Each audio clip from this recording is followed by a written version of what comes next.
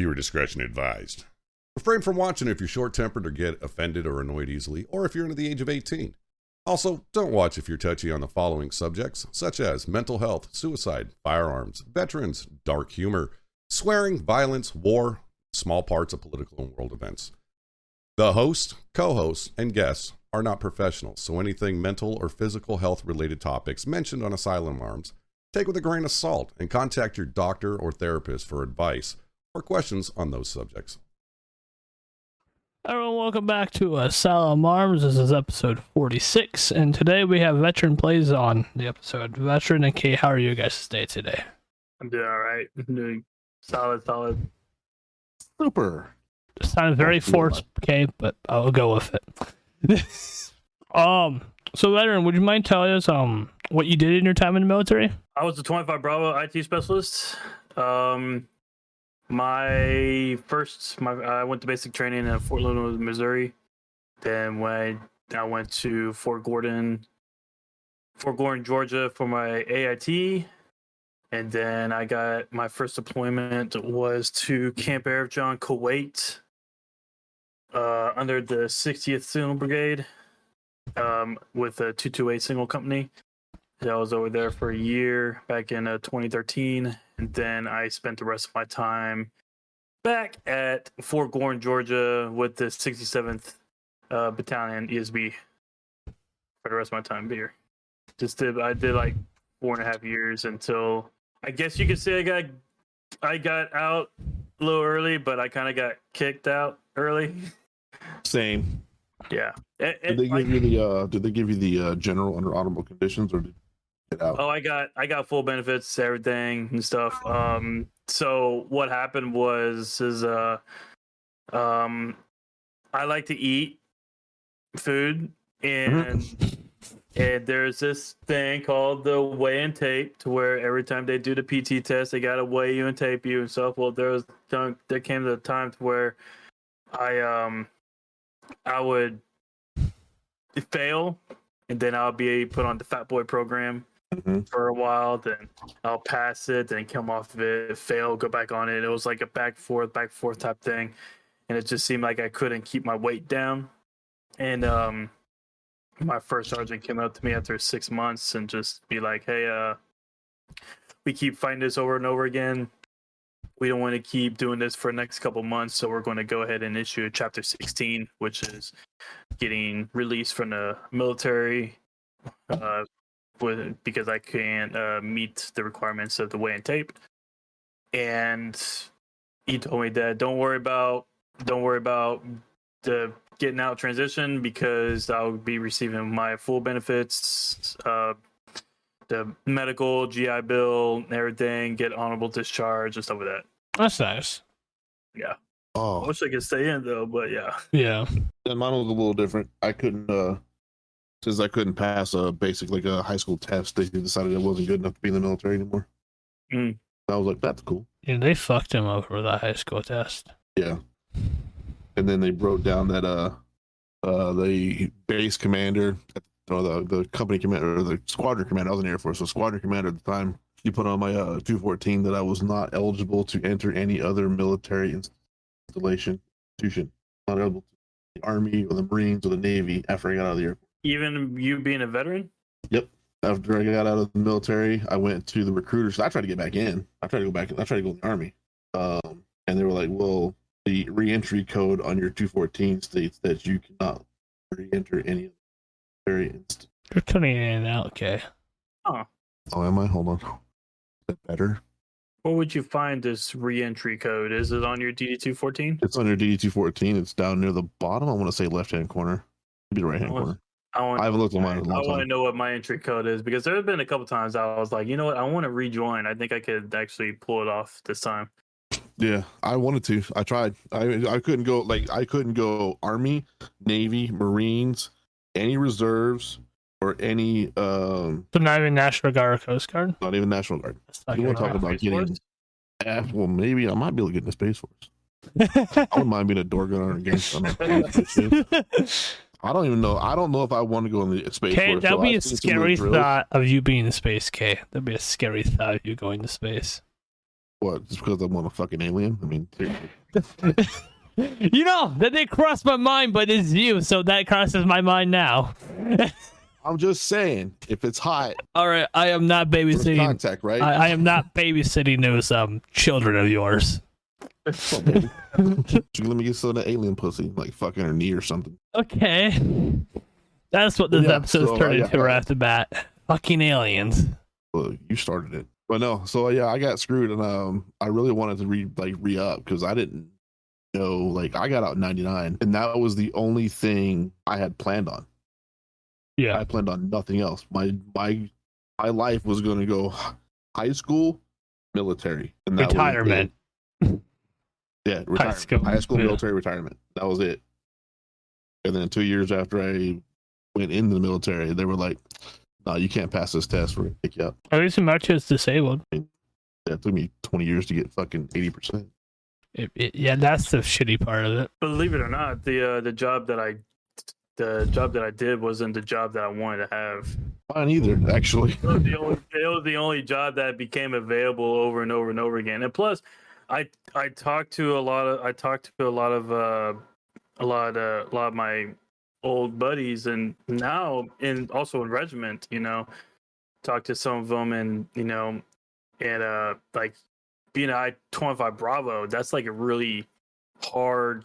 You gotta be smart. You got this really hard MOS and everything to train for and everything. And when I tell them what I got on my, what's it called? ASVAB? The ASVAB, yeah. When I tell them the scores I get on my ASVAB, they're like, "How did you get that job?"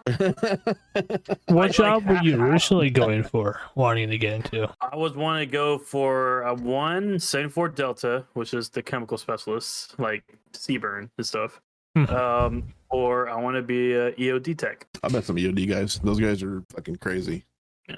Like, absolutely fucking bonkers. All the EOD guys I've ever met in my life were absolutely bonkers. So you're saying we should get one on the podcast? Yeah. Yeah. That'll be nice. That'll be dope.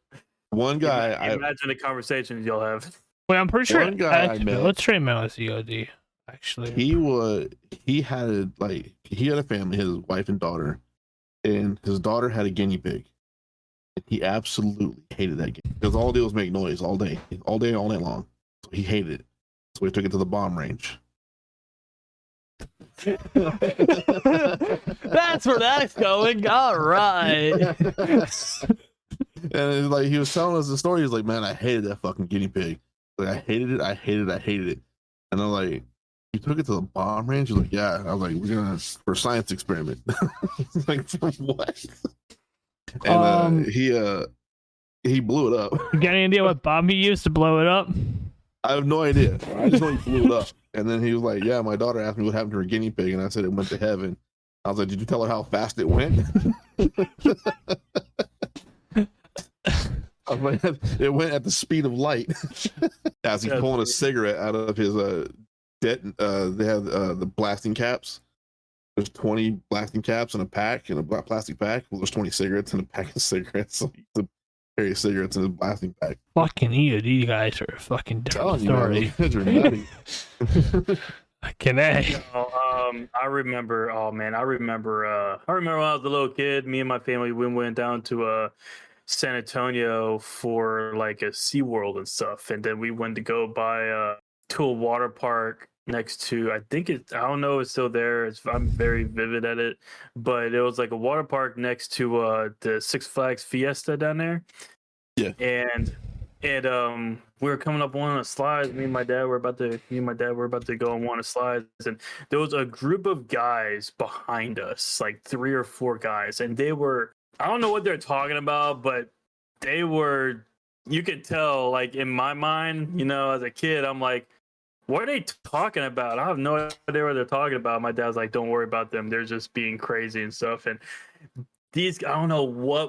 Okay, so you know how they have the rules where you got to go down a slide one at a time and everything. Yeah, right. Well, the I group broke of that guys, rule a few times. the group of guys told us, the group told us to, hey, can we go in front of you and everything? It's like, yeah, sure, go in front and everything. They all four get in front, and one of them starts to get ready to go down the slide. And then immediately, as soon as he goes, the rest of the three fall right behind him, quickly pushing the lifeguard aside. And Jesus. And I'm just like, can you do that? No, Are you no, you're not allowed, but you can if you want to, I guess. It's not allowed, but they did it. Later we found out when we got down to the slide. My dad noticed the tattoos that they had. It was an EOD tattoo. Fucking See? you. Told you. Yeah, Fucking nutty. I was like, so that's what they do. They go crazy. Yeah, I told you they're always looking for that fucking thrill, man. I don't know what it is about EOD, but those guys are they're always looking for some kind of excitement. So, do you have any funny stories from your time in basic training or just your time in service in general? I have one. I got a couple of them. Let's see. Okay, well, there's one when I was in basic, and me and my dorm roommates, there was a coming time at the end of basic to where we all had to clean off our CIF gear before we turn it in and stuff. And when we clean our CIF gear, we gotta lay it out on our beds, like kind of like inventorying it. So the first sergeant, commander, and the drill sergeants will come in, inspect it to make sure everything is all clean before we do it. And they gave us the whole week to clean it, which is plenty of time, right? Yeah. The whole week. And when we we got everything all laid out in our beds and stuff, and everybody's going around and doing the inspection. And then when they get to our room, they start inspecting our stuff. And I'm staying on my bed, pray rest, and for some reason my first sergeant liked me in a not so good way in basic. But he came over to my bunk first, be like, let's see what you got, Munoz. Let's see what you got. And he came over, started grabbing a few things and stuff, and then he grabbed one of my boots. It was like one of my extra boots that I had. And he looked and be like, just out of nowhere, "You got mud on my boots! Oh, you got mud on my boots!" Just get in my face and just putting the boot right in my face and everything. And I'm just like, I'm sorry, first sergeant. I'll clean it, first sergeant. I'm sorry, first sergeant. Just over and over and over. Everybody in my in my dorm room, you just see him in pray breath. So just try not to laugh. Next thing you know, he's like, take these boots and chunk them outside. The windows we're on the second floor. The windows are open. He tells me to take them. I want you to chunk them. I want you to chunk them all the way over to the rubber pit where we do the exercises and stuff.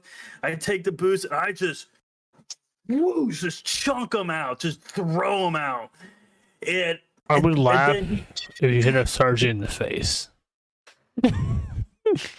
That's where this is going. Is that where this is going? You're beating me to it. And then next thing you know, he grabs the rucksack bag and the frame, and it's those World War II frames. Yeah, those frames that were from World War II or like Civil War or something like that, like super old. It's just like a big, just a steel frame. Oh, the Alice pack frame, yeah. Yeah. He grabs that and grabs the bag and everything. He's like, "This is not clean. Here, take this and chunk it." I just chunked that crap out of the door. I'm just out of there. Jeez. And then he's like, you know what? I'm tired of this. Get all your stuff and just chunk it outside. So the green blanket that was on the bed, he wrapped it up like a freaking Santa Claus bag, gives it to me and says, "I want you to take this bag and chunk it all outside." And as I was chunking it all outside, I hear someone yelling outside. It was, if I remember, it was the first sergeant and two of the drill sergeants from another company that was coming over to visit our first sergeant for something. And they said that the frame, the rucksack frame, the bag, and some of the pouches and everything hit the first sergeant in the head, like square right in the head. And he was like, what the fuck? Just going off outside. And I'm just like, I'm sorry, First Sergeant. First Sergeant, there's another First Sergeant out there. I'm him in the head. And he's like, why'd you hit my First Sergeant in the head? I'm like, I didn't know he was out there, First Sergeant. And the whole time, everybody in my room is just cracking up laughing, just not giving up. Just not giving a crap about what was going on. They're just cracking up laughing. They're just wanting to look over and just be like, "What's going on?" Next thing you know, my first sergeant tells me and tells two other guys with me, say, "Go outside, pick up that crap, bring it back up here, stick it in the freaking shower, and wash it clean. I want it clean by an hour. If it's not clean in an hour, you're gonna be doing a lot of work for me." So I go outside, I pick up the stuff, and as I'm picking up the stuff, guess who comes outside? The first sergeant that got hit in the head by my stuff and everything. He comes out, he just stands over me like freaking just what you doing? Like, you picking up your stuff? What you doing? It's like, my first sergeant told me to pick up my stuff and take it upstairs. It's like, how about this? How about you take your stuff and run around the building, then take it upstairs? Trying to make me do work, exercise and stuff. Yeah. So I get all my stuff up like a freaking Santa Claus, run all the way around the dorm room, back up to him. He's like, and then he's like, I don't think you're fast enough. Do it again. Like, okay, go all the way around again, come back around. It's like, do you think you're fast enough? Yes, First Sergeant. Nope, keep going. Go, run all the way back around again. And then next thing you know, my first sergeant comes outside and be like, why are you running blocks around my freaking dorm room? I told you, get your stuff and get upstairs and start cleaning up. You're wasting time. I'm just like, I don't know what to do. I don't know what to do, man. Basic training. But I end up getting all cleaned off and passing it and everything. So did you have a good relationship with your first sergeant after that day? Oh, he was all nice and friendly after graduation. I was like, you're not the same. Leave me alone.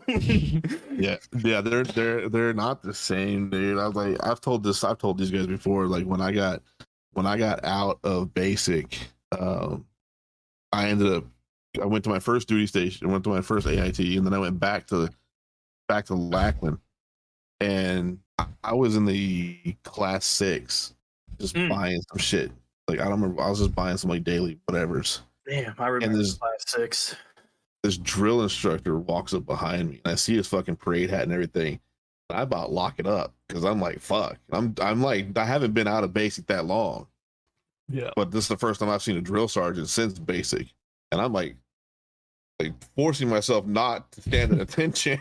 And I just kind of turned. I was like, "Morning, sir." And he was like, "Hey, how's it going? How you doing?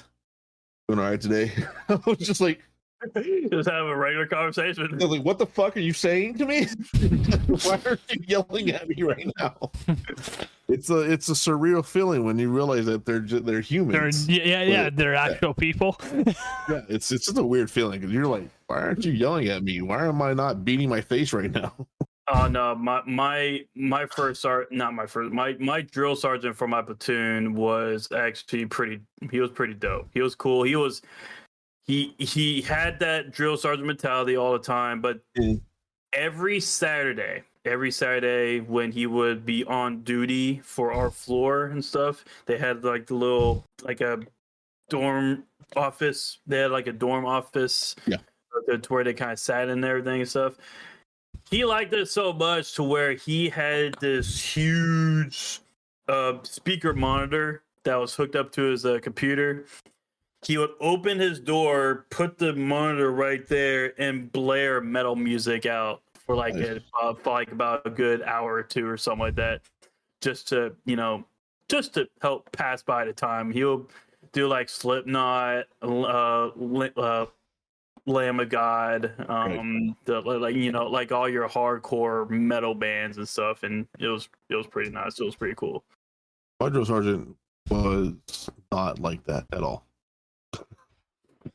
He yelled at a guy for interrupting Lee Greenwood's God Bless America. Oh, It made him stand at attention until the song was over and then yelled at him some more. Didn't yours have No. a stutter too? Or which No, one I had one that had a lisp. Lisps, yes, I mean lisps. My yeah. senior drill was this short dude. He was probably about like I was taller than him. And I'm 6'1", so he must have been like 5'10", 5'9", short dude. But senior Emmett Dunson had a lisp, which is funny because his name is Dunson with a lisp. So even when he said his name, it was Dunson. And when he yelled at people, we weren't scared, to say the least. We laughed most of the time he yelled at us. When senior Emmett Crib yelled at you, though, you got scared.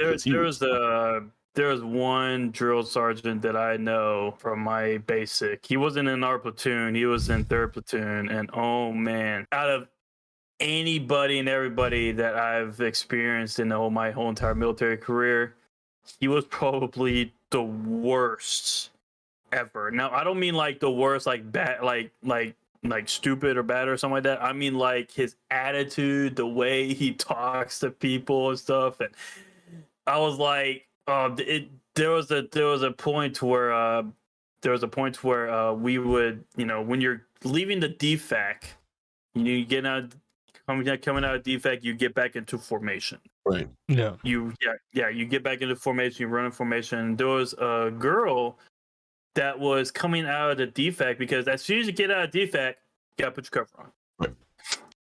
There was a girl kind of looked like us, and coming out of the same DFAC we were, and she didn't put her hat on immediately. She was pulling it out, but kind of taking her time and everything, but she was going the other direction. He went up to her and yelled, like I'm talking belligerent, yell at her, why don't you have your cover on? You're supposed to have your cover on at all times when you go outside. Why have your cover on? As soon as she put that cover on, I don't know what happened or what she said, but we see it. We see what's going on. He went from this to this. Wait. It was a freaking LT that came out of the DFAC. He was like, I'm sorry, man. Wow. And then the short little girl, man. I'm like, you would think you see her that she looked like a private or like one of us, like a trainee, but no, she's puts on her cap, realizes that it's a freaking second lieutenant, and be like, I'm sorry, man. I'm sorry for yelling at you. And she's just like, what was that again? Like, you want me to put my cap on? And then she's like, get your first sergeant over here. After that day, we didn't see him for the rest of the week until he came back the next week. And then another incident to what happened was he didn't get notified this, but there was a time where we did like obstacle courses.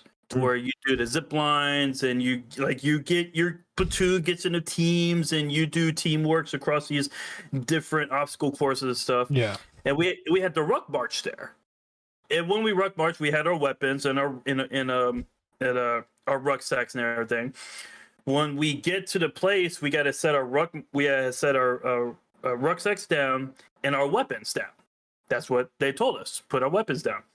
Because we're not going to use them. The drill sergeant wasn't there to know what was going on. He came to us like towards the end of us doing what we're supposed to do. So when we did all the obstacle courses, had a good time, fun and everything. And as we're getting ready to leave, there comes Mr. Drills. I forgot his name, but it start with a G or something, like a long name, like a German name or something like that. Yeah. And I want to say Geisinger or something like that. Drill Sergeant Geisinger, that's his name. And he came out of nowhere, out of blue. And the first thing he noticed was that the weapons didn't have our weapons. So he took the liberty upon himself to take every single private's weapons in the whole company and chunk them. It's like, why are these M16s everywhere? You're supposed to have your M16s on you at all times. Well, chunking them everywhere. Our drill sergeants had to stop him and be like, we told them to put them there. Like, why are you Jesus. throwing? Why are you throwing the M16s everywhere? It's like we told him to put them there. The first he's time like- I heard was chucking guns.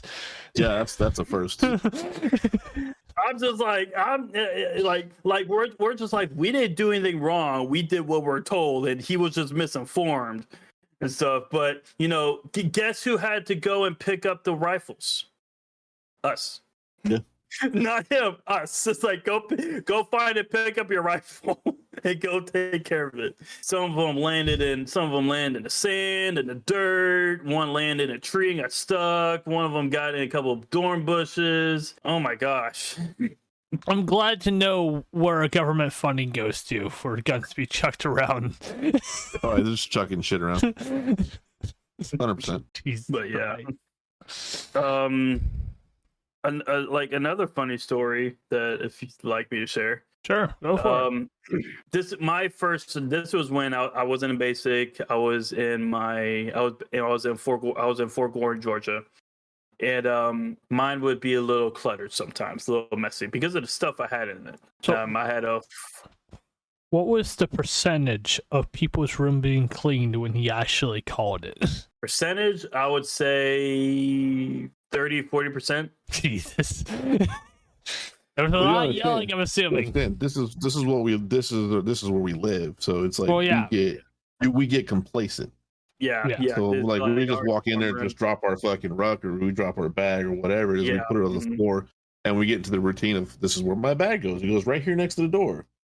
That's not where it goes. It goes in No. the closet. Yeah, exactly. So then, of course, when Yeah. they're going to do inspections, they're going to be like, "Why is your bag on the floor? Why are your boots over here? Why is this over here? Why is that?" You could look clean to the normal civilian person, But but to military, no. for military, that's unkept. And God forbid you don't make your fucking bed one day. Oh, I didn't make my bed, and at this particular time, we just had a party the day before, and a couple Yup. beer bottles, whiskey bottles, and stuff like that. A couple trash on the ground, and everything. That I told myself I will get to it after work. Mm-hmm. Too late. Well, he has this thing. Pretty sure everybody in the military heard this.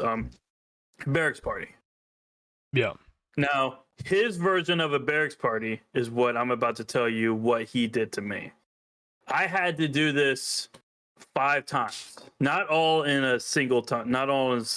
This was 5 times done separately in within, I would say, 3-4 months.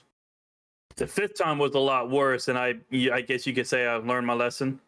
But the It only first took 5 tries.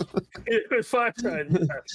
The first 4 times when he found my room dirty and a lot dirty and stuff like that, for some reason I was the only one. No, like me and like 2 other people had to do this. We had to take everything out of our dorm, even the furniture that came with it, and take it over to the common area of the dorm room. Lay it out like you're inspecting it, like inventorying all of your stuff. And then go back into your room, clean it spotless, like white glove clean, and then you could take all your stuff and put it back. Yeah. I had to do that 4 times. The 5th time, I lived on the 3rd floor. The 5th time, I had to take everything. Furniture, bed frame, drawers, my stuff, my personal stuff, everything that is movable in the room, out of the room, downstairs, in the smoke pit, lay it out like I'm inventorying it, and I gotta literally write out a sheet of paper, like sheets of paper of what I have and how much stuff I have and everything. And I had to turn it in to my first sergeant, and then back up to my room, clean it spotless, go get my first sergeant to go verify it. He will come up, verify it and everything and stuff. It's like, okay, it looks good. Go ahead and take your stuff and put it back upstairs. everything. And now I don't mean just like, okay, so you know the crappy bed frames that they have, right? Well, I don't know. Air Force had some pretty nice bed frames. Okay, well, I had to take it apart. I had No, are you talking about like the wooden ones? the wooden and the steel ones? Yeah. Okay, so we had the same ones. Yeah, the wooden and the steel ones. Yeah, I had to take those apart, inventory the screws, inventory the frames and everything. And when I write it out on a sheet of paper, I got to identify each of the items that I am recording down. So I'm like metal bed frame, front headboard, like the foot headboard or something like that. You know, like short screws, long screws. You know, I had to inventory it all and then give it to my first sergeant so he could see that I did it. Jesus Christ. Yeah, because he would come out with my sheet of paper and make sure that, okay, this, you got this, you got this, you got this, and you got this, you got this, everything. Even my toiletries. Sounds like a waste of his time. It took the whole day. Sounds like all he's got to do is go like this, go, yeah. It doesn't matter if he really knows what's there or not. It's the fact that he's probably out fucking having coffee or a donut or something. You're fucking dragging all your shit out of the barracks. But yeah, so after that, I was like, you know what? I'm just gonna keep my room clean and stuff. Never got in trouble with my room being messy after that.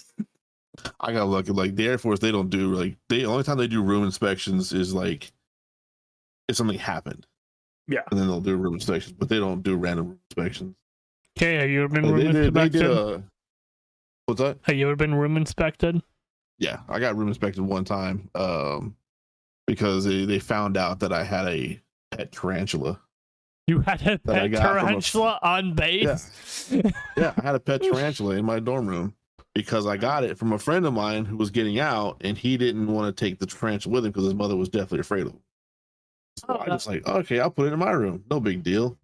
And then I had the room inspection done because they were like, oh, we heard you had this, that, and the other. And I'm like, yeah, is that a problem? Like, you're not allowed to have pets, blah, blah, blah. Then I had to call Anthem.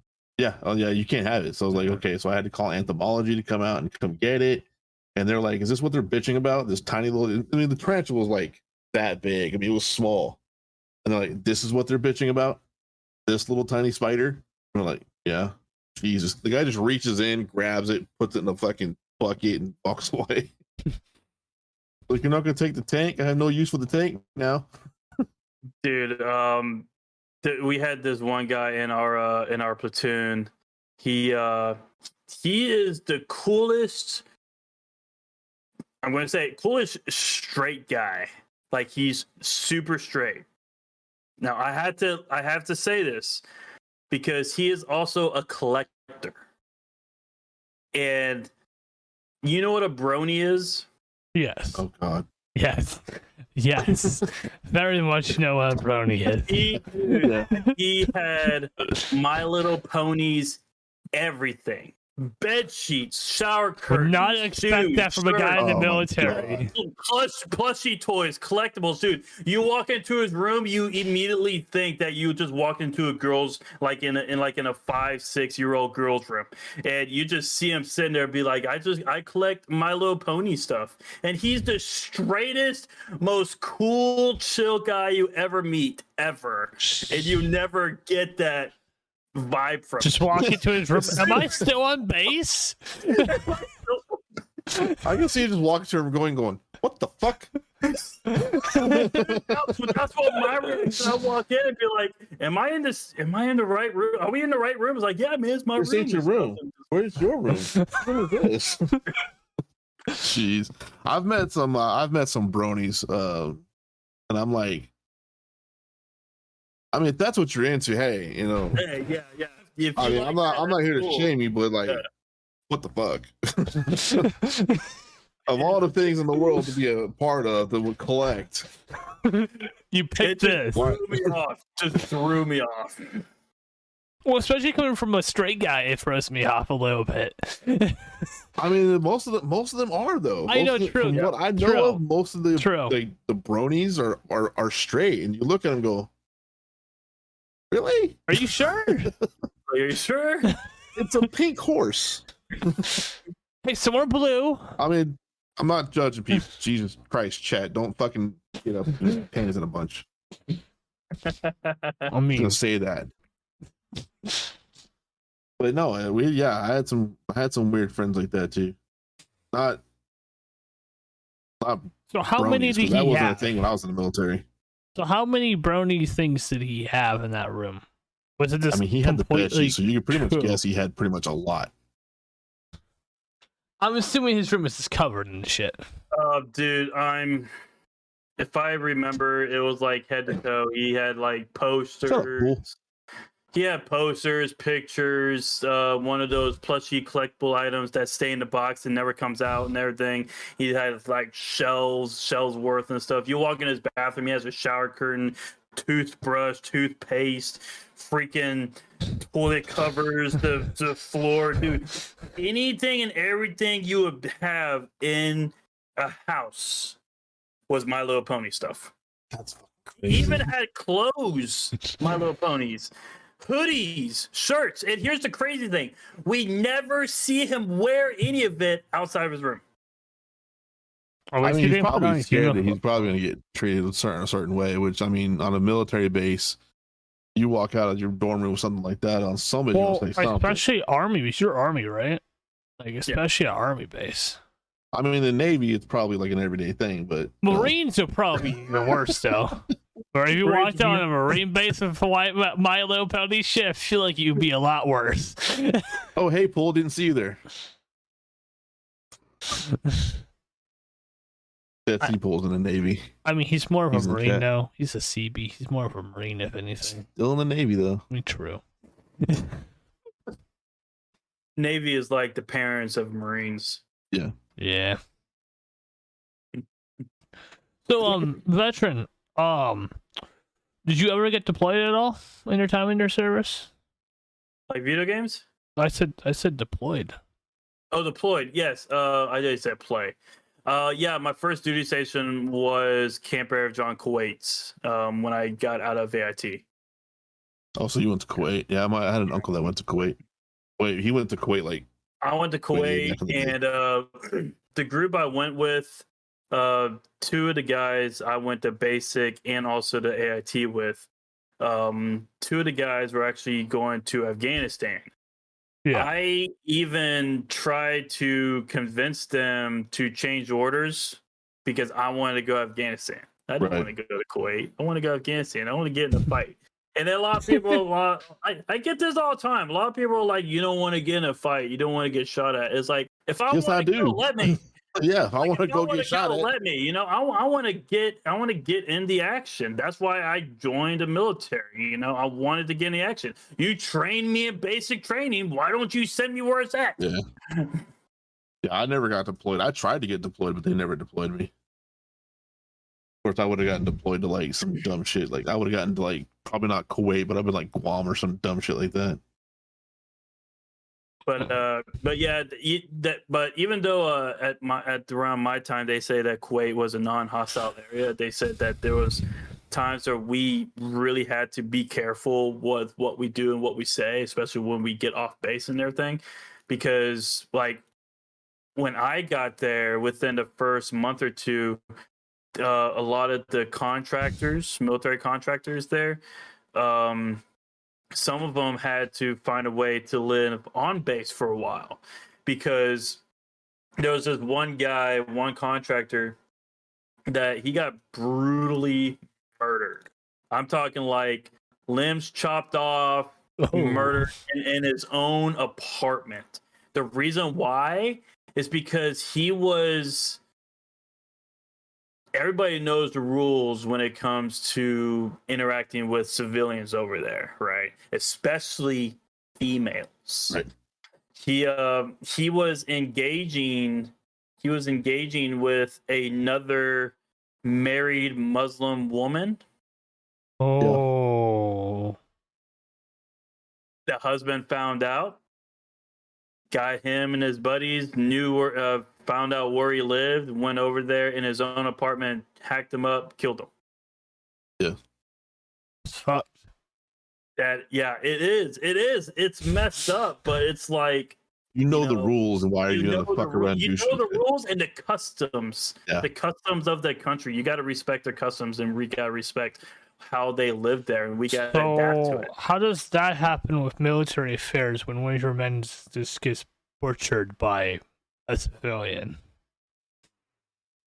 I mean, I don't even know. Like, I know there's a difference between a military and a contractor, though, because a contractor is basically just a civilian that works with the military. Yeah. All military personnel live on base. Yeah.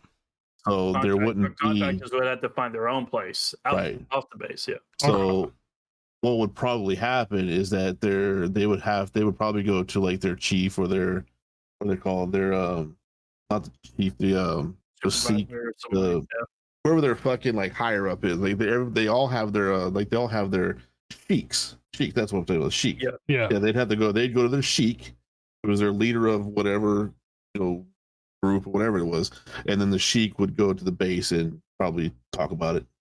I mean, that's how I think it would go. I don't really know, but I know the sheiks usually run everything. They're usually like an elder of some sort, and they usually have a pretty good rapport with the military compound that's there, especially like in Kuwait.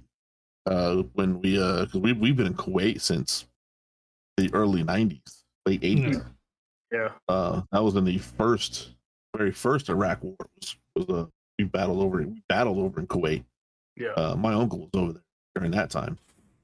So, yeah, we have they have to go to the sheik, and the sheik would be like, okay, we have to go talk about it, and then they would go and they'd bring the guy, and they'd have a conversation. The military person would get in some serious trouble, though. Like that would probably end a deployment right there. So yeah, you can't do that shit overseas. They'll fuck you up. They don't care. Yeah, and just how you like men these days when you go to bars and stuff, you just could walk up to any woman and strike up a conversation. You can't do that over there. Mm-hmm. You can't do that. You gotta it's either you gotta have permission from the father or the guy that they're seeing, or the woman has to engage the conversation with you first. Yeah. Like, you can't just walk up to him and be like, "Hey, how you doing? What's your name?" So no, it's whoever the eldest male in their family is has to give you approval. Yeah. So if it's an older brother, an uncle, a father, they have to give you have to get permission from them to have a conversation. If they come up to you and start having a conversation with you, it's fine. Yeah. Because now you're just being polite. Okay. So talking back. Similar to monks, because I had a friend that was a monk, and that's how I went in hardcore monk families where the oldest male decides on who you talk to and stuff. Yeah. So you have to. It's a very hardcore respect thing with them. Yeah. It's like you have to respect the boundaries. You have to respect the customs. And even over in Dubai, like if me and my wife wanted to go to Dubai on a trip or something like that, we can't show any kind of PDA at all in public. Nothing. We can't hold hands. We can't kiss. We can talk to each other like babe and stuff like that, but we can't show it. We can't none of that. No hugging. None of that shit. You won't get murdered. Like some people think you'll get murdered for it, but you won't get murdered. But you'll get if somebody sees it, they don't like it, they'll say something. Mm-hmm. And you will get the disgust from it. Well, you'll get in trouble. They'll come up to you and be like, "You shouldn't do that. It's against our customs. Yeah. It's basically against the law." But I don't know if you see this a lot when you were over there. I saw this a lot when I was over there. When we would go off base and they would have the MWR trips and everything, they would take us to one of their local malls, or we'll check out one of their mosques and stuff. And two things I noticed. One, when you go to one of their malls, it is not like the malls here. We went to one mall. It was called the Avenue Mall in Kuwait, and I'm talking this place was huge. Had had like 6 Starbucks in it, and one of them was upstairs and a downstairs. Huge cheesecake factory in the middle of it. And it was again first floor and a second floor. It was like 3 football fields long, 3 or 4 football fields long, and you don't like just you go to the store today, you see Reebok, Adidas, Hollister, Forever 21, Victoria's Secret. There, they got everything, all the high end apparel you can get. Like I'm talking about the high end lingeries, the high end shoes, I went into this one store and I forgot what it was. It was like a really nice, rich store. A pair of socks. One pair of socks I forgot what it was in denarii there, but converted to US dollars, one roll of socks, $46. So I'm like, socks. bro, dude, they were super expensive. Like they have a lot of expensive stuff over there, and they're like high end clothing and stuff. And I'm just, and that's one thing I noticed. Another thing I noticed is that I never really believed this, but you see it on TV and movies and everything, to where they have like the nice cars, like the Porsches, Lamborghinis, the Mercedes, the Maseratis, and all these high end cars, right? And you see those, but also you see a lot of them on the side of the road. They don't have insurance like we do. No, they don't have insurance. A guy could be driving his Lamborghini down the road, pops the tire. Instead of taking it to a shop to get the tire fixed, he pulls over the side of the road, dumps it right there, goes to the next shop, and buys another one. It's just it's because of that country is such a rich country that they don't really give a shit. It doesn't seem cost effective at all. But they don't care because it's all materialistic stuff. They'll just go buy another one. Yeah, it's fucking crazy. Like I've seen videos or documentaries or stuff like that where like they just drive up down the road and you'll see like Porsches, like 911 Porsches, fucking Lamborghini Diablos, and fucking Mercedes G wagons, just covered in fucking sand. If you were to visit Kuwait, could you legally take one of those? No. It still belongs to the person. They still own the vehicle. Just on the side of the road chilling. Yeah, because they don't have like registrations and they don't have insurance, stuff like that. So it still belongs to that person, but they just don't give a shit about it. Plus, you're gonna pay a lot of money in customs and stuff like that because it's not the same as it is over here. I mean, like the Lamborghini you buy here is not the same as the Lamborghini you buy over there. Yeah. They're different. Because of the customs and the logistics that they put inside the vehicle is a lot different. All that bullshit emissions control. Yeah, they put a lot of emission control in there. So, but yeah, it's kind of a pain in the ass. They sound like shit shows. Like there did come a point where me and my friends, before I joined the military, we had this idea to go over to one of those countries with like a huge trailer, pick up those cars, bring them back to the States, fix them up, and sell them. Do some importing and exporting. Do some illegal importing and exporting. Yeah. Pretty much. Well, it's just like a good example of it would be like the R34, the Nissan R34, which now I think this year it has become legal to own and drive on the street this year. Damn. Before that, it was not legal to own or drive on the street. I mean, you could own it, but it had to be a track car. Yeah. Yeah. Still hurts like a fucker.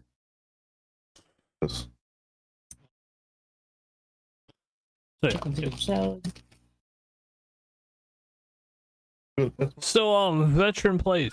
What is your favorite and least favorite MRE? That's good. I can say my least favorite is any vegetarian. That's very any vegetarian. Hi, any vegetarian MRE. No, but my favorite.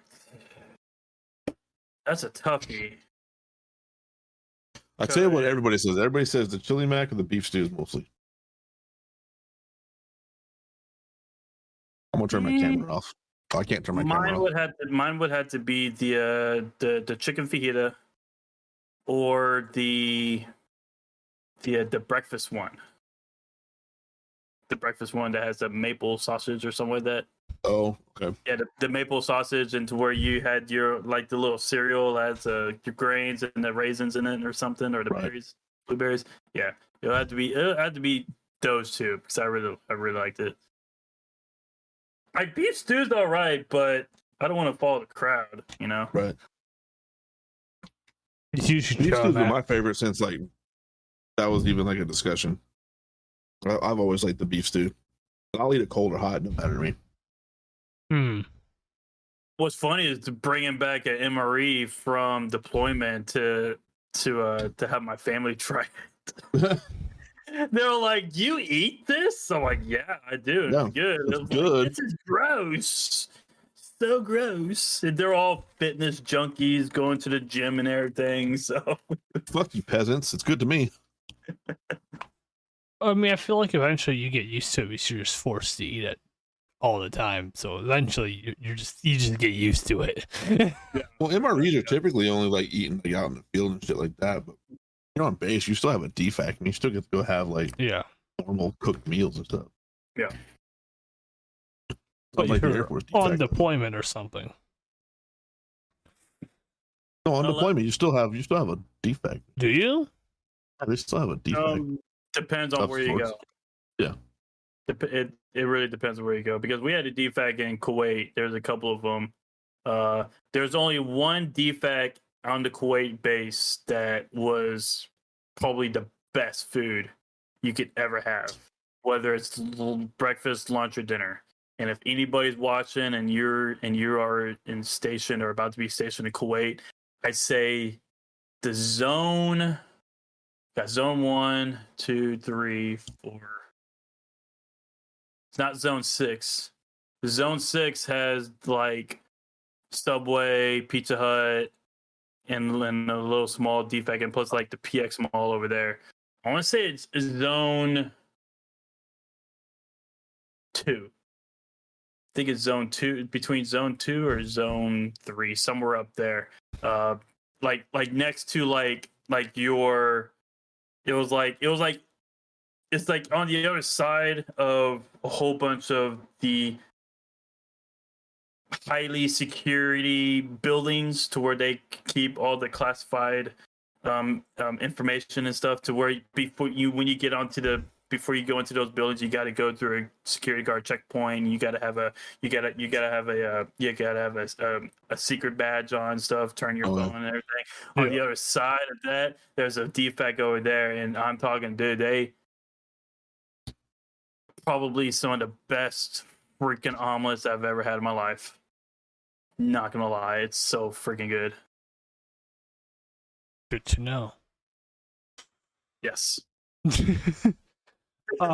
So, if I remember reading your Twitter correctly, you used to be in esports, did you not? Yes, I did. So how was that? How was your experience in esports? So, towards the end of 2020, I really got into being a competitive gaming. My dream is to becoming a professional gamer, and like I try to find ways to expand my skills and see if I could like find a scout or something like that. But there was this one team that it was a startup team, and it was a startup team, and they're called Wildside Gaming. And Wildside Gaming picked me up because they had a little tryouts for me, and I became one of the best players in their whole team that they had already. And they were already considered signed as professionals with Wildside Gaming, and I ended up being better than them, which was pretty interesting, honestly.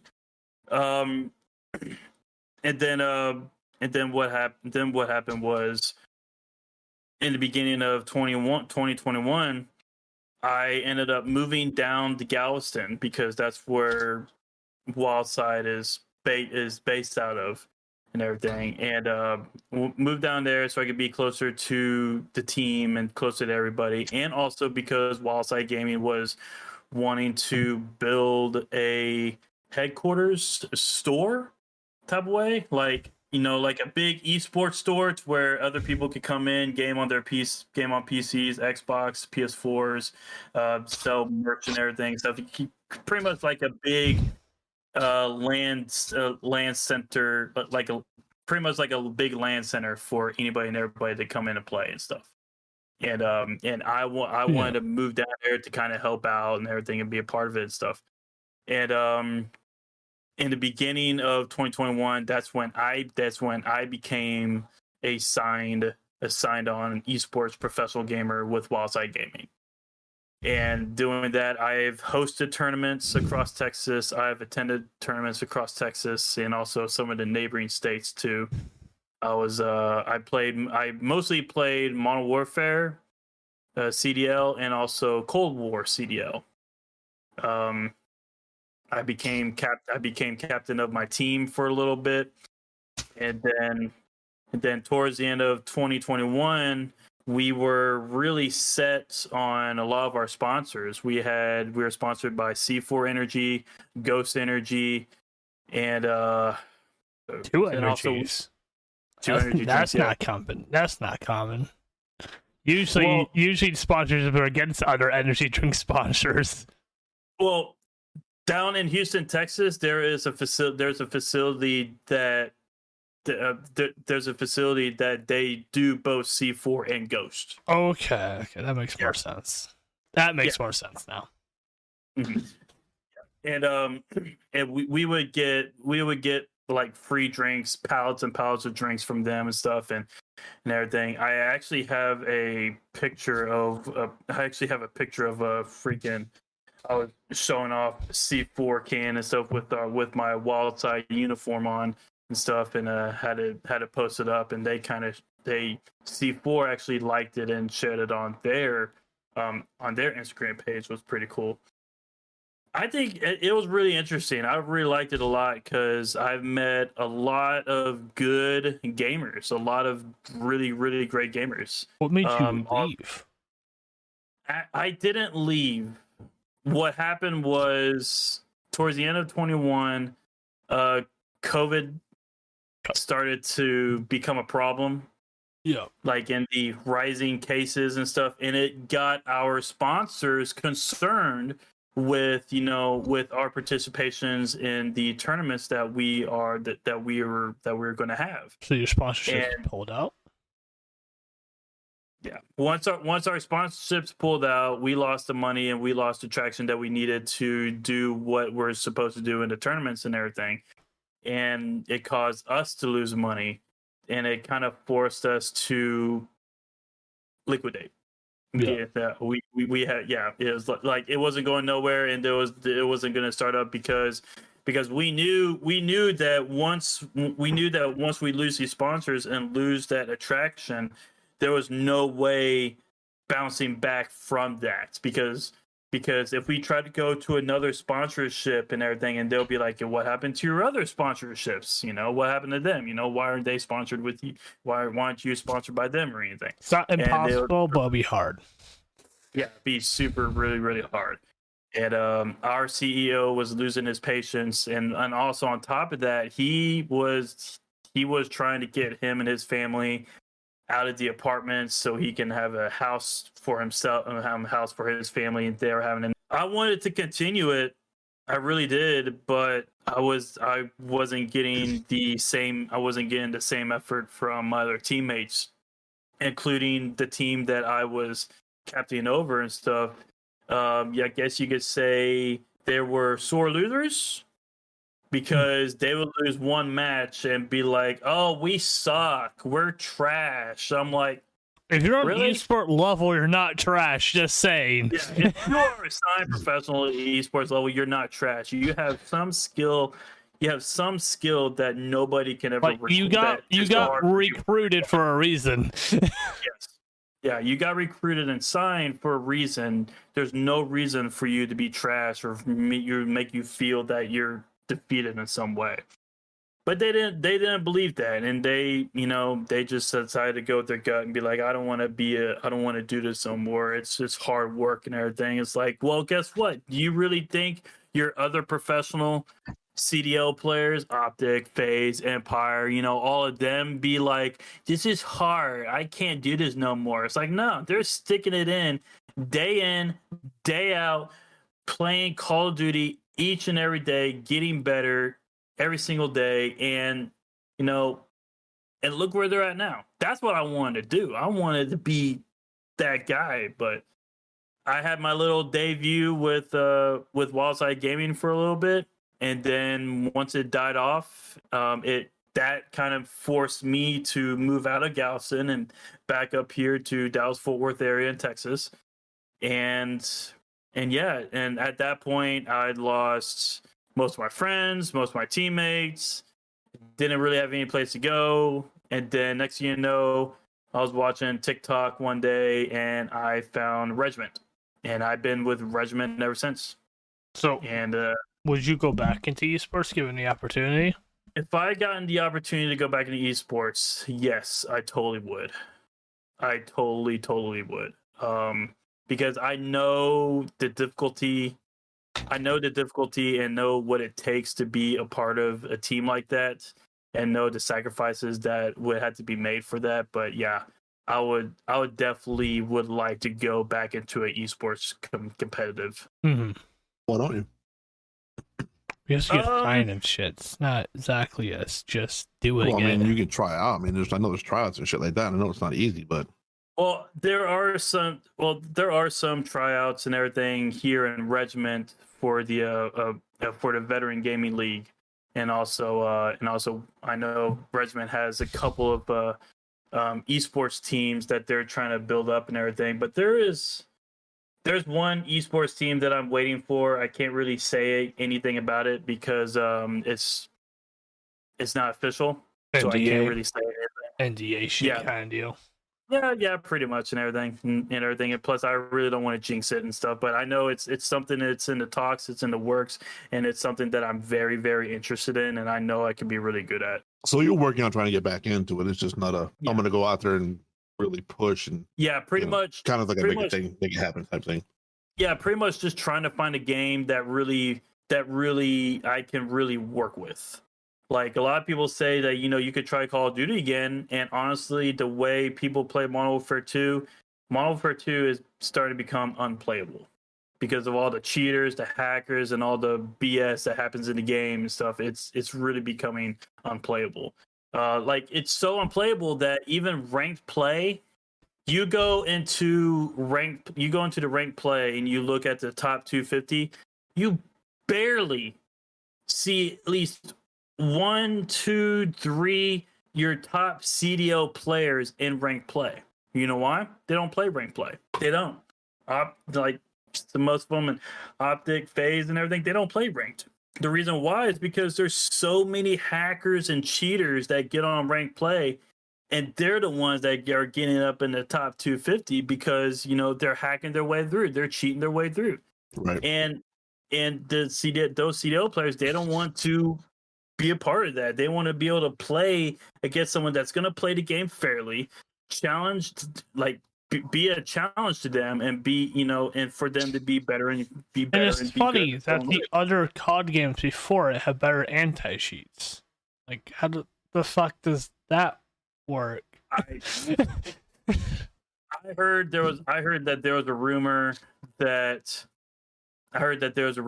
there are a couple of cheating of a couple of companies that would create that would create cheats and create hacks or like devices that you could clip onto your controllers and everything that is supported and funded by Call of Duty. Would it be something that I would not think they would do? Like I Well, could my see it. problem with the That's why competitive I say gaming. it's a rumor. That's why I say it's a rumor. I hear it. I hear that they're Allegedly, doing the it, thing. but I'm not. It's but I'm allegedly a I'm thing. just not like a fully understanding. But it really makes it kind of makes sense, because how often do you ever see a hacked a like a hacker or a cheater get banned and not be able to play Call of Duty? Like you may hear some of them every once in a while, but literally the whole majority of players and everything that cheat, they're still playing. Like it's normal and stuff. That's what I mean with the competitive gaming like that. Like, I stopped playing competitive games like Call of Duty, PUBG, stuff like that, because of the cheaters and the hacks and stuff like that. It's like I wanted to play the game to see how good I was or get better. Companies do nothing about it these days, especially these days. But, companies don't even try. I think one of my last matches in Call of Duty was years ago, and the guy, like, we had a huge lobby. It was a really good game, and we were going back and forth who's winning, who's losing.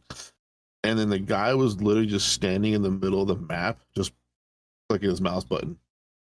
Yep. Like I went to spectate him, and he's just like every time he clicked the mouse button, he would just spin. Yep. And then headshot. Cleared the entire fucking lobby. Yeah. And he goes for walls too. It's just infinite bullet. Yeah, it's like, why play the fucking game? Why? Yeah. Why buy the All game? you're gonna do is hit click. Why play? Why buy the game and stuff like they get like what pisses me off a lot is that when I would play against some of these cheaters and hackers and everything, like at the end of the game, they're calling us trash. Like, you're trash or shit. You're trash and stuff. Like, dude, you're the one cheating. You're the one that's literally using a hack client that literally you just press a button and everyone in the lobby dies. Exactly. Like this is the most satisfaction you're gonna get is when you cheat in lobbies, because if you think you're good and think you're gonna get into the competitive, like in the competitive esports stage, you're not gonna get very far because you're not supposed to cheat in those. When you I remember watching a documentary.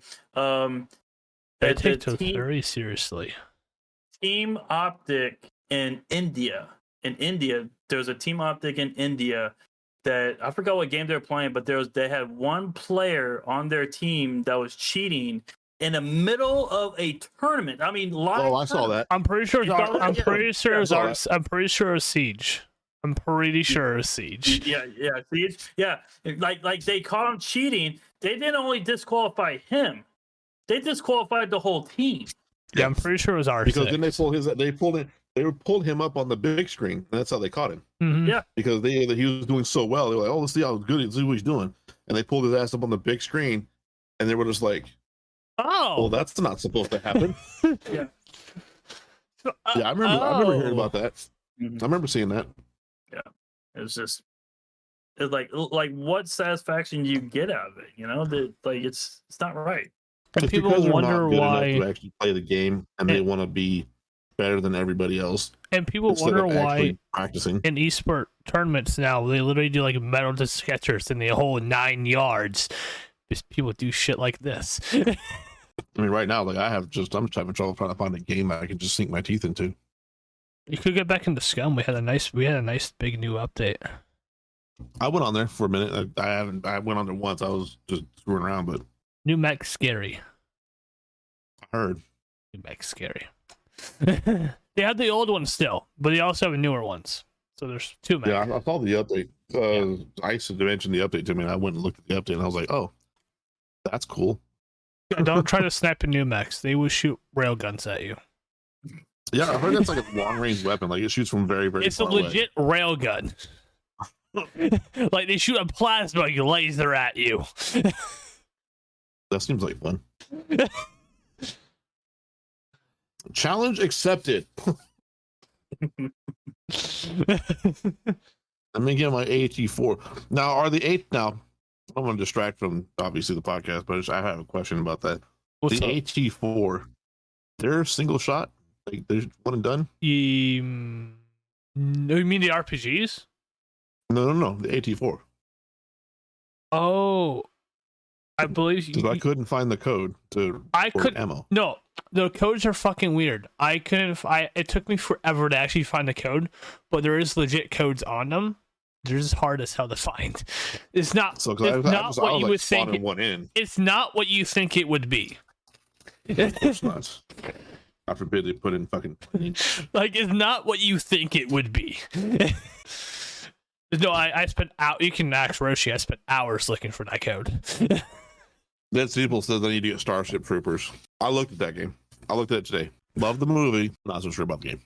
So, that's your would you mind telling chat here where we can find you on like streams and stuff? Because I know you also are a streamer. Yeah. So my stream is a veteran plays games, veteran_plays_games. Just it's the name, veteran. Yeah. So you can find my TikTok, which is the same thing, veteran plays games, same thing.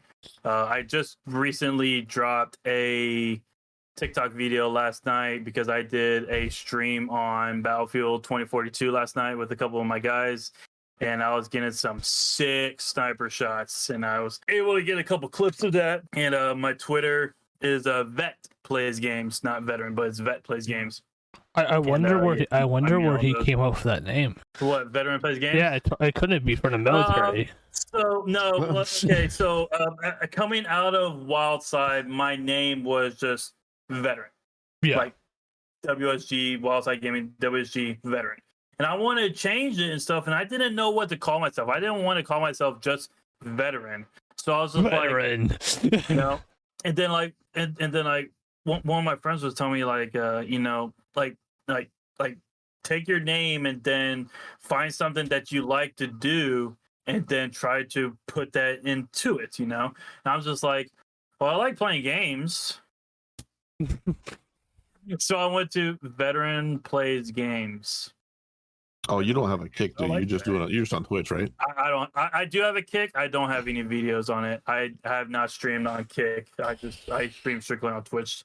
So, what was your transition like from military to civilian?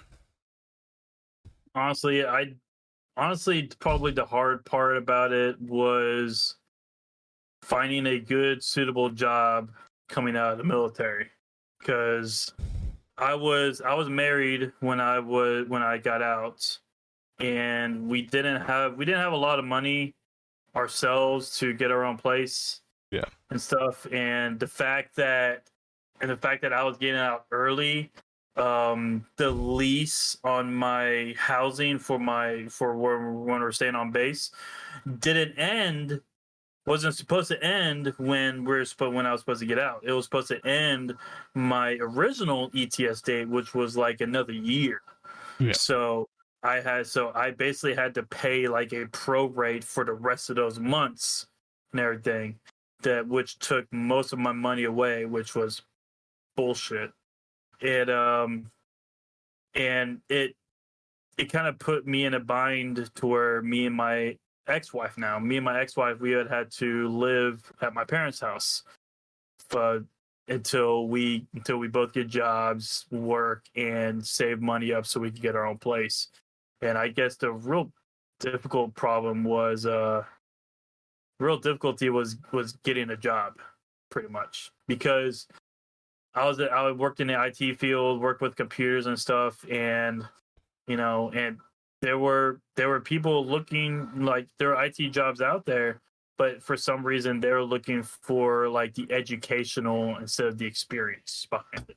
That's always confused me why you go over education over experience. So to touch on that, I work in IT. I work for Lowe's corporate help desk. This is my actual work computer right here. Okay. It hooks up to my two monitors over here. So the problem with the IT field is that it doesn't matter how much experience you have unless you have like 20-30 years. You have to. They don't even give a shit about your education. They don't give a shit if you have a bachelor's degree or a master's degree. This is whatever. What they want is the certifications. So how did you get into it? You have to have the certs. How did I get into it? I had 10 years of computer experience. Oh, right. So that's why do it. That's why, like, after a year of me being out, I kept hearing this on the radio so many times. It was the school, My Computer Career. Yeah, my computer. Yeah, I heard about that. I went through My Computer Career. I went through the first program, second program. I ended up getting my A+ certification, a couple of my MTA certifications.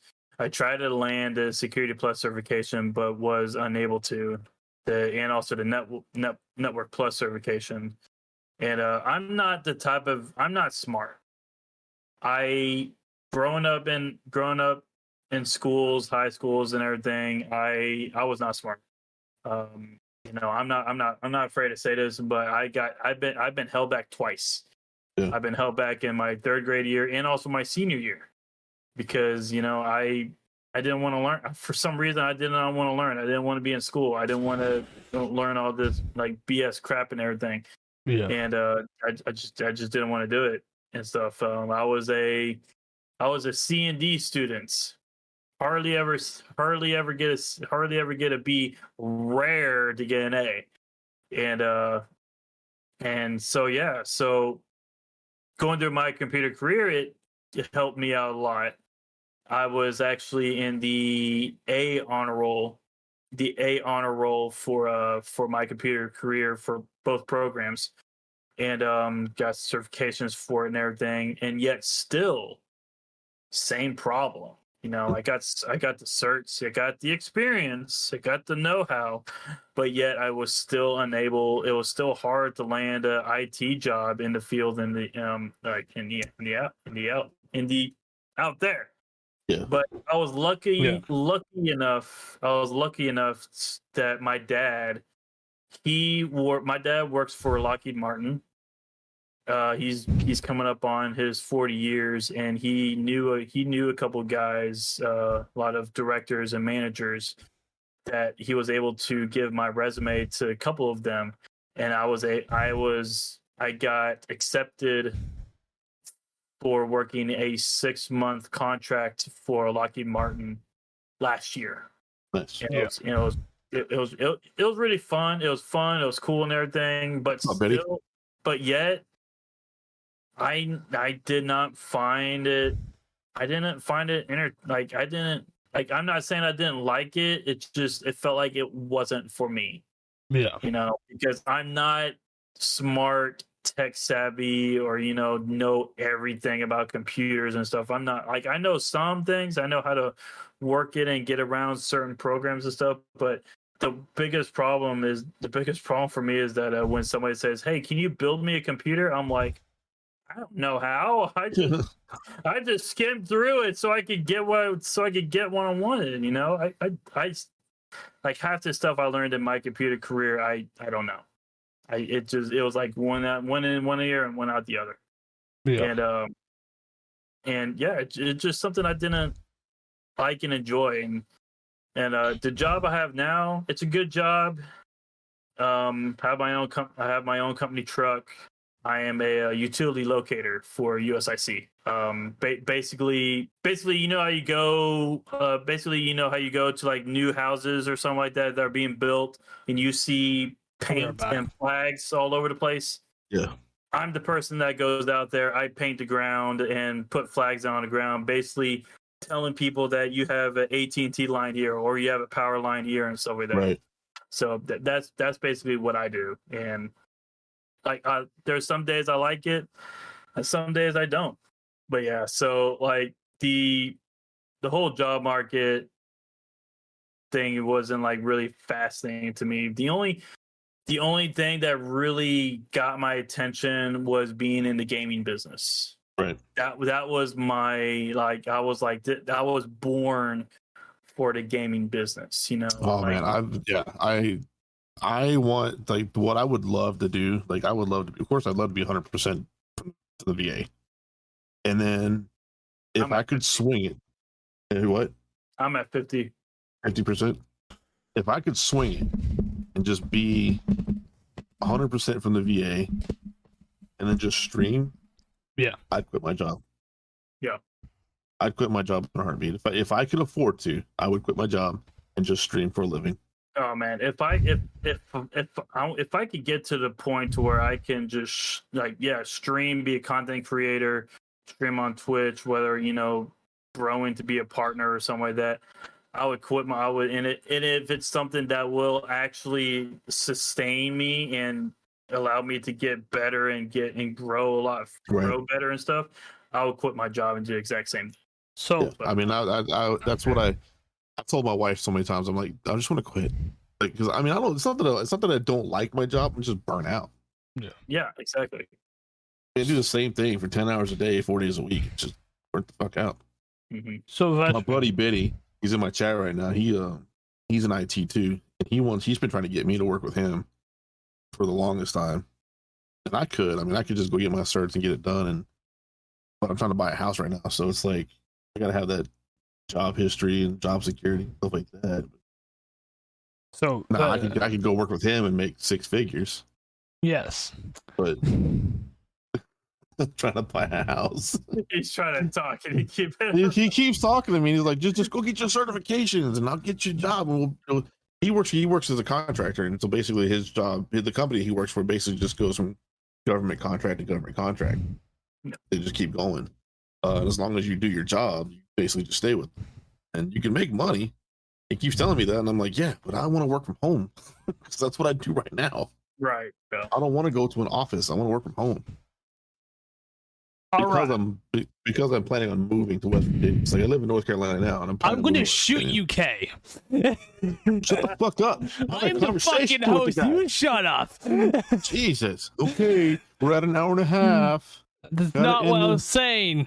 I was going to ask a fucking question, but you wouldn't shut up. This fucking guy. All right, so veteran, do you have any advice for anyone that's trying to get into the military? Into the military? You never asked that before. I have. What do you mean? It's not about. You always ask if they're trying to get into content creation. I asked both. What do you mean? I've asked both. Fucking dipshit. I would say, like I'll say the same advice my parents gave me. Don't go in the military just winging it and doing what you think is fun and stuff like that. You want to go into the military with a job that is a potential job for when you get out. Because when you get out and everything, you have that experience and that level of experience and stuff. Because there's a lot of companies that will hire military veterans because of what they experience and the learning curve that they have for that. Plus, on top of that, the discipline, the respect, and also the loyalty for the company and stuff. Like a lot of companies will actually hire military veterans because of the job levels that they had in the military. So you go into military job wise, go into a job that you can find a job outside of the military in a civilian role. Second is, I don't know if this is valid because they were hard on us in basic. They were hard on us. They yelled at us and everything. There wasn't this safe space, or like basic training these days are soft, super soft. So when did you go to basic? 2012. Well, see, I think that was soft. Okay, didn't you go in 98? 96. 96. Yeah. I went back in 96 where they couldn't hit you. They found a way with us. They found a way. They found a way. They were pretty rough. They're pretty rough on us when we went to basic. Oh yeah, Case hit his face on a doorknob 1,000 times, 2 times. Like probably like the one thing that really ticked me off about the basic training over the years is that they got rid of Shark Week. Yeah, I heard about that. It's like, why did you get rid of Shark Week? Shark Week was the pinpoint of the basic to where it literally had to break you down so they could build you up to be something that you're not. And build you up to be something more than what you were before. So I was watching a video of that exact thing, like the reason why they got rid of Shark Week for the Army, at least. I'm kidding. They said that they had found that there's different ways to do things, and that it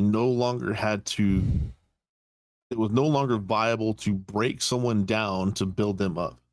Bullshit. It seems like I'm a like, how halfway the fuck do you build somebody up that you didn't break? Like bullshit, you know. Yeah, I'm like, you have to be broken.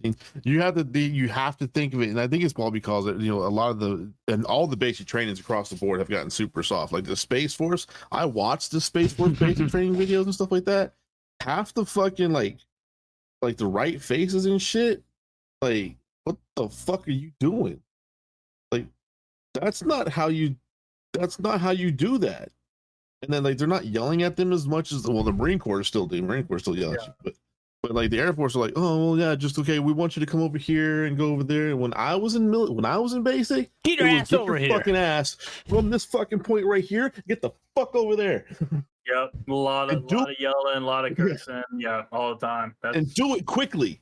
And if you did it, oh, that wasn't quick enough. Get your ass back over here. Put your shit down. Pick it back up. Now and it's like it was chaos. Yeah. Pure chaos.